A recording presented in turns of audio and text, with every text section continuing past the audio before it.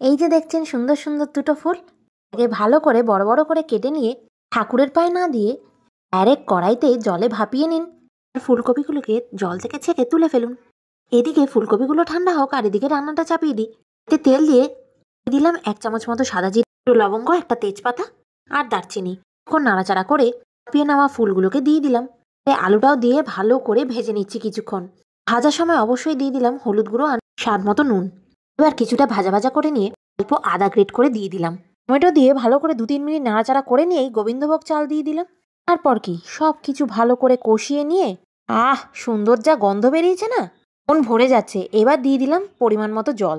3-4টে কাঁচা পাকা লঙ্কা দিয়ে ঢাকা দিয়ে ধিমি আঁচে সেদ্ধ করুন। এবার যদি চাল নরম হয়ে যায় তাহলে আলু ফুলকপিও একদম নরম হয়ে যাবে। তারপর কি ঘি গরম মশলা দিয়ে নামিয়ে ফেলুন। একদম রেডি। ঘর তো এখনই গন্ধে মম করছে। ভাত খাওয়ার সময় কি হবে কে জানে, একদম দারুণ টেস্ট।